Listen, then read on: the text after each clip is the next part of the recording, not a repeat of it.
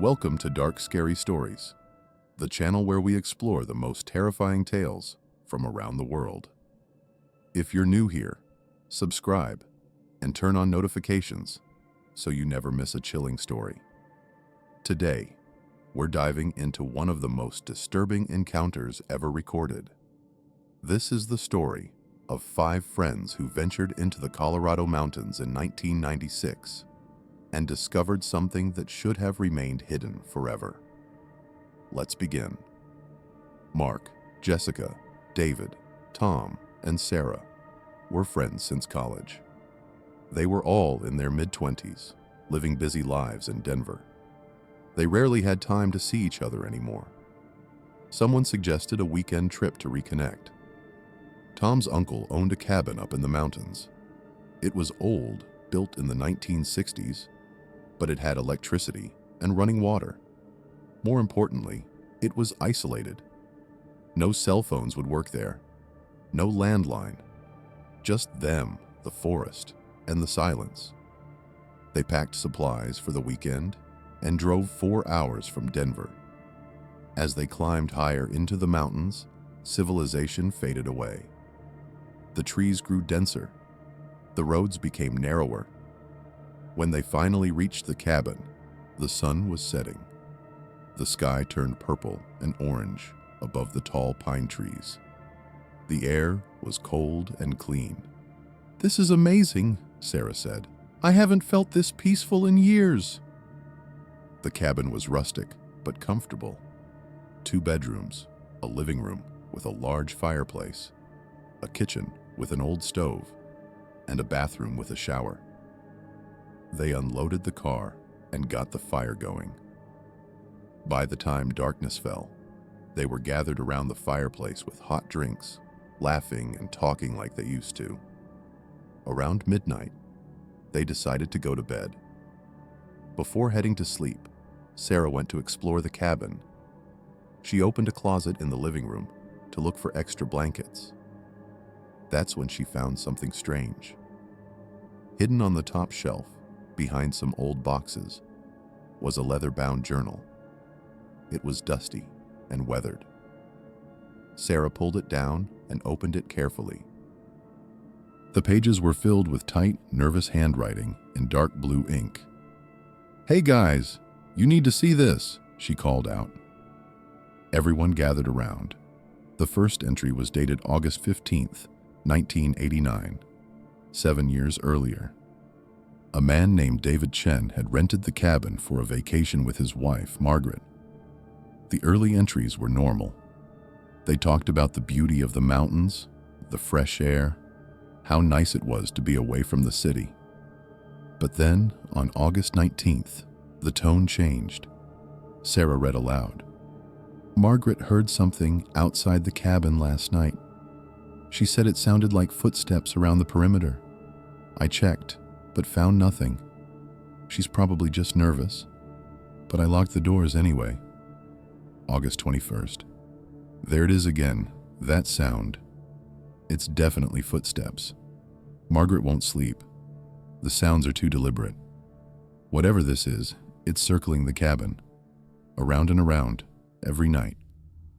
August 24th. "I saw it today, just for a moment. In the window, a face, pale, with dark eyes. It was watching us." August 27th. "It came to the door last night. We heard it scratching at the lock. Margaret was hysterical. I took the shotgun and opened the door, but there was nothing. Just that smell. A terrible smell, like something rotting. And in the snow, there were footprints, but they weren't human. They were too long. The toes. There were too many." Jessica wrapped her arms around herself. "Okay, I'm genuinely scared now." August 30th. "I don't know how much longer we can stay. Margaret won't eat. She won't sleep. She just stares out the windows. I can see it too now. Every night around 2 a.m., I wake up and it's there. Standing at the edge of the forest, watching the cabin. It doesn't move. The proportions are all wrong. The arms are too long. No human being could stand like that. September 3rd. Margaret is gone. I woke up this morning and she wasn't in bed. I searched the entire cabin. She's not here. I found drag marks in the dirt near the forest line. Her shoe was lying by the marks. Just one shoe. It took her. Tom had gone pale. This is seriously messed up. September 10th. I can't leave. The car won't start. I tried to walk down the mountain, but I got lost immediately. I found her. In the cellar.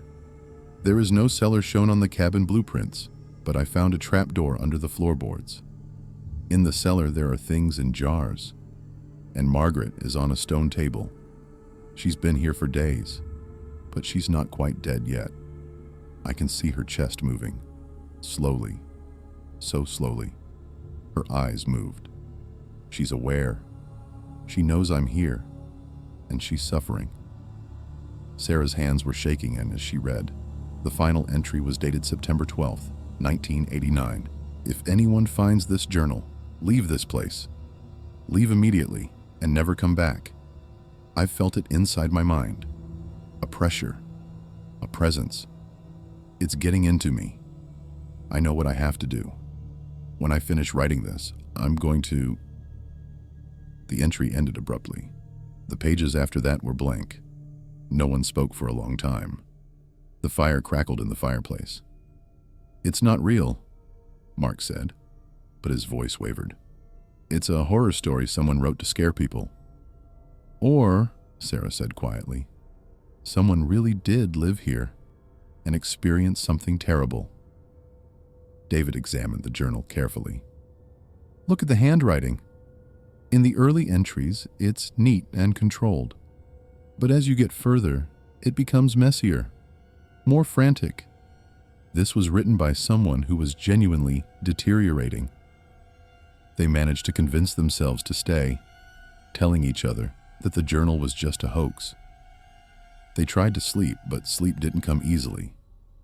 Around 2 a.m., Mark was awake in the darkness. He lay still, listening to the silence. Outside, the wind moved through the trees. That's when he heard it. Footsteps. Slow, deliberate footsteps, moving around the perimeter of the cabin. Mark's heart began to race. He got out of bed and went to the window and looked outside. The moonlight illuminated the forest. And standing at the edge of the forest, perfectly still, was a figure. It was tall, taller than any human being should be, and it was watching the cabin. Mark's breath caught. It could be a deer, a bear, but no.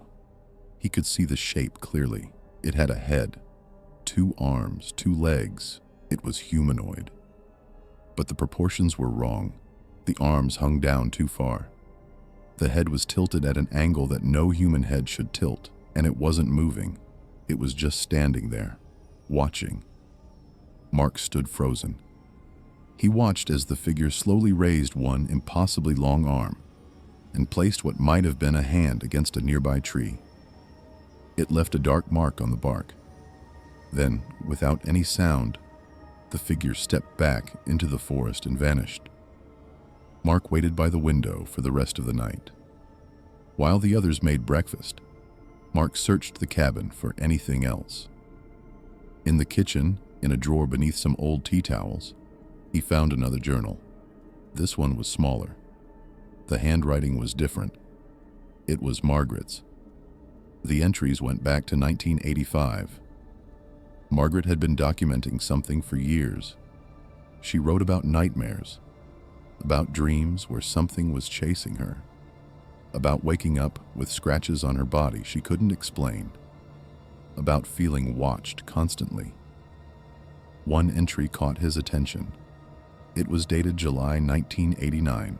I know what's following me. It's something old, something that lives in the mountains. The Ute people had stories about it. There's a creature described as the thing that watches from the trees.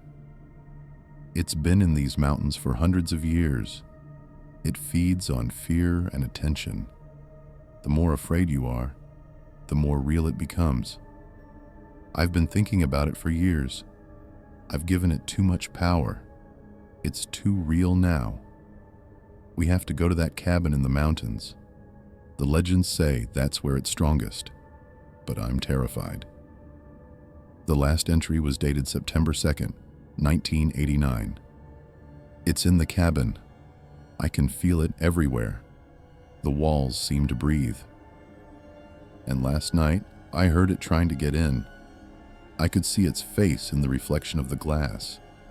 It's not human. It's not anything human.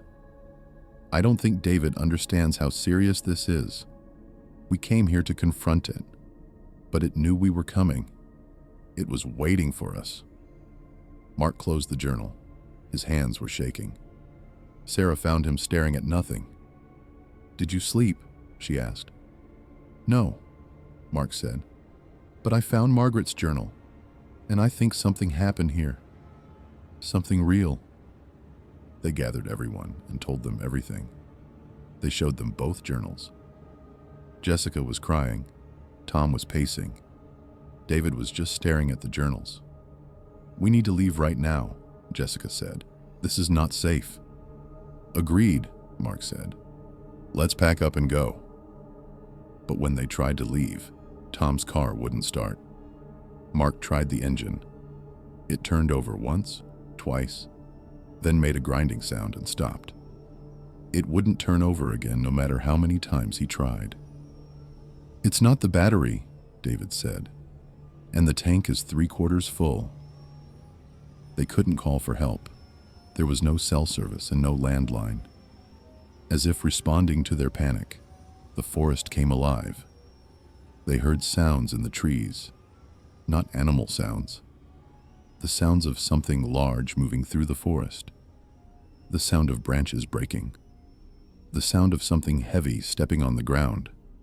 And then, something that made their blood run cold. Deep, rhythmic breathing. Something massive was standing just beyond the tree line, breathing in and out. "It knows we're here," Sarah whispered. "It knows we tried to leave." They locked all the doors and windows. They barricaded themselves in the cabin. They piled furniture against the doors and drew all the curtains. The sounds from the forest continued throughout the day. Every few hours, they heard that heavy breathing, those footsteps, the cracking of branches. And whenever they heard a sound, it would be at a different location around the cabin, as if the thing was walking the perimeter, looking for a way in. As night fell, the scratching began. It started at the front door, a slow, deliberate scratching sound, like fingernails dragging across wood. Scratch, scratch, scratch. It was methodical, rhythmic. It went on for hours.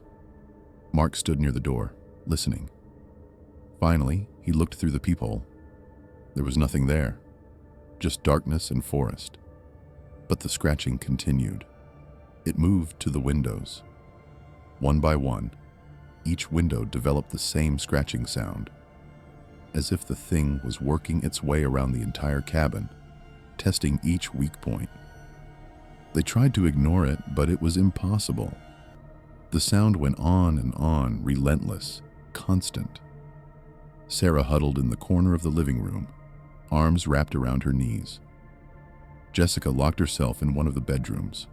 Tom and David tried to reinforce the door with nails and boards, but their hands shook so badly they could barely work. The scratching went on all night. By morning, they were all exhausted, terrified, and losing hope. As the sun was rising, the scratching stopped. For a moment, they felt a brief glimmer of hope. Maybe it was gone, but then they heard a sound that would haunt them forever. A voice. Not human, but something approximating human. It was layered, like multiple voices speaking at once, all slightly out of sync. "Let me in," it said slowly, as if learning to speak human language. The voice came from everywhere and nowhere, inside and outside simultaneously. Jessica screamed, Let me in, the voice said again, closer, more insistent. It's at the cellar, Sarah said suddenly. It's not at the doors. It's at the cellar. Look. They ran to the living room. The floor beneath the rug had cracked. Through the crack, they could see darkness. A deep, impossible darkness that seemed to swallow light. Even as they watched, the crack grew wider. Wood groaned and splintered. The floorboards began to buckle and warp. Something was pushing from below. "Back door," Tom shouted. "We go out the back door, run into the forest and—" "No," Mark said. "We can't leave. We're trapped. The moment we read those journals, we were trapped." The floor continued to crack. A terrible smell drifted up from below, like something decomposing, like death itself. And then they saw it. A hand emerged from the crack in the floor. It was impossibly long, with fingers that stretched on and on. The joints bent in ways bones shouldn't bend. The skin was pale, almost translucent, covered in dark, viscous liquid. "Run!" Tom screamed. They bolted for the back door. Mark grabbed an axe from the woodshed. He swung it at the latch on the back door, smashing it open. They ran. They ran as fast as they could, away from the cabin, away from that thing. Branches whipped at their faces. Roots caught at their feet, but they kept running. Behind them, they could hear it. That heavy breathing. Those footsteps. That horrible, layered whisper. "Come. Back. Come. Back. Come. Back." They ran until they couldn't run anymore. Finally, they collapsed in a clearing, gasping for air. For a few minutes, they heard nothing but their own breathing and normal forest sounds. Birds, wind in the trees, the rustle of leaves. "Is it gone?" Jessica asked. "I don't know," Mark said. They sat in the clearing for over an hour, listening, waiting. "We need to find a way down the mountain," Sarah said.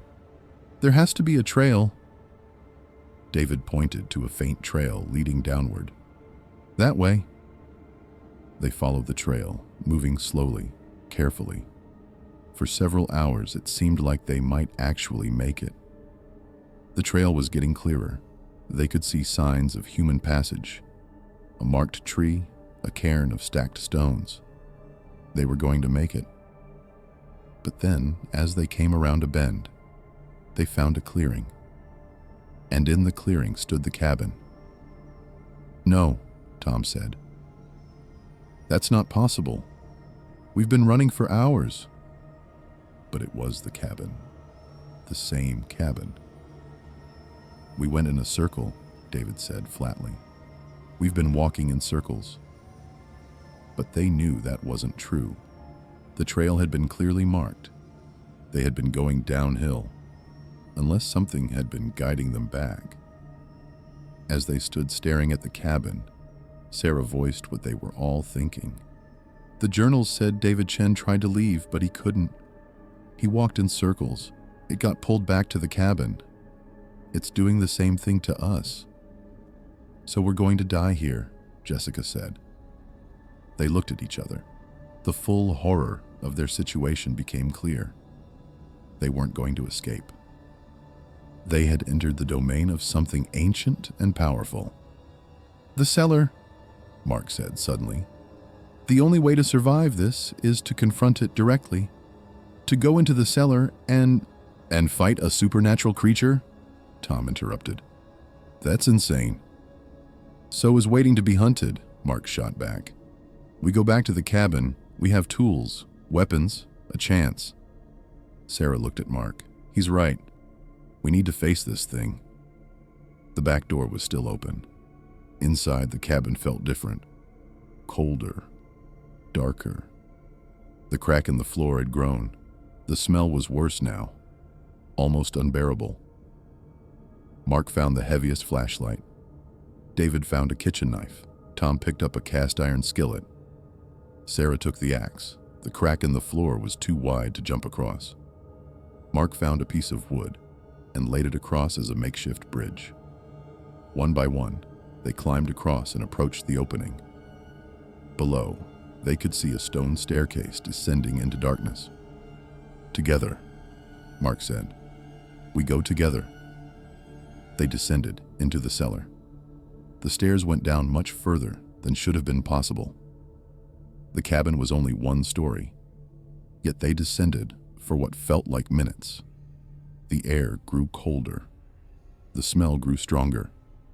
The flashlight revealed stone walls, ancient, smooth, not like a natural cave, but shaped, intentionally shaped. Finally, they reached the bottom. What they saw there would haunt them forever. It was a vast chamber, impossibly vast. The ceiling was so high their flashlight couldn't reach it, and everywhere there were jars. Thousands, millions maybe. Each jar contained something that glowed faintly with a sickly phosphorescence. "What are those?" Jessica whispered. Sarah moved closer to one jar and looked inside. She recoiled immediately, her hand going to her mouth.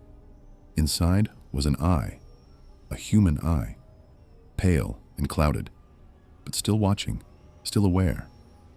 They looked at more jars. Each contained a different body part: eyes, ears, fingers, tongues, hearts, brains. Some contained things they couldn't identify. And in the center of the chamber, on a large stone table, was Margaret Chen. She was still alive. Her body was ancient now, but she was still breathing, still conscious, still aware. Her eyes moved as they approached, focusing on them with terrible clarity. She tried to speak, but her mouth had been sewn shut. "God," Tom said.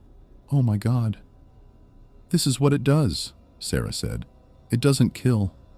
It preserves. It collects. It keeps them alive so they can experience it forever."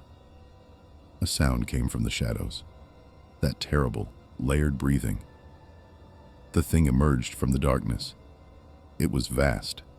Its head brushed the ceiling. Its body was grotesquely exaggerated. Limbs far too long. Fingers that split into multiple smaller fingers. Skin that seemed to shift like liquid. And its eyes. Its eyes were the worst part. They were human eyes. Dozens of them, covering the front of its head. Each one different, each one stolen. "You came back," it said in that horrible layered voice. "We didn't have a choice," Mark said. "No," the creature agreed. "You did not." It took a step toward them.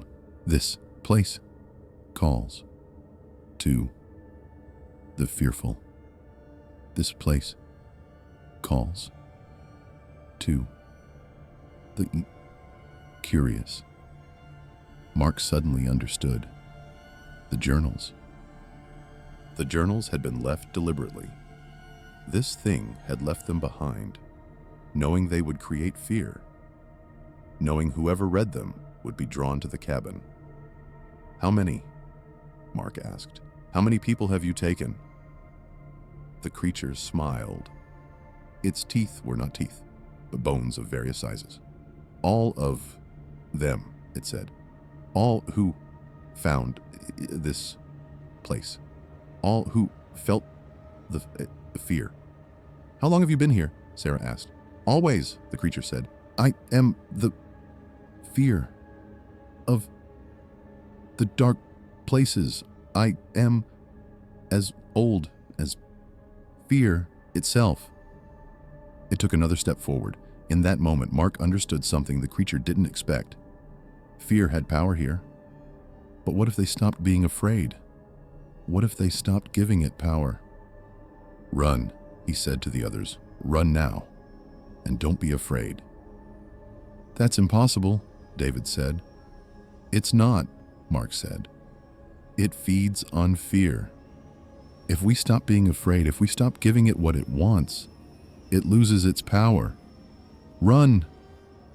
He turned and ran toward the stairs. The others followed. The creature shrieked. The sound shattered some jars and brought dust from the ceiling, but it didn't follow them. They ran up the stairs. The creature was above them, in the cabin, but it was moving away now, backing away. They burst out of the cabin and didn't stop running. They ran through the forest. But this time, instead of fear, they ran with determination. They ran with purpose. They ran with the understanding that they had something the creature didn't.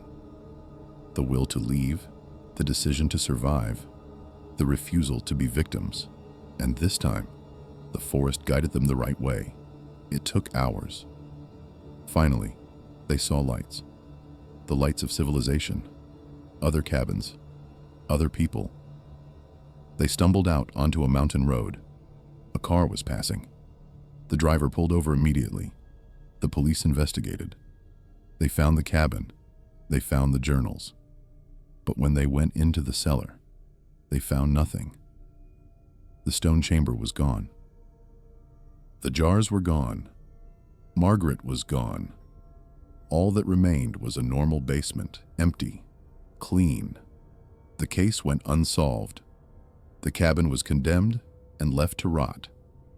That cabin still stands in the Rocky Mountains today. No one rents it anymore. But hikers occasionally report finding journals in the woods nearby.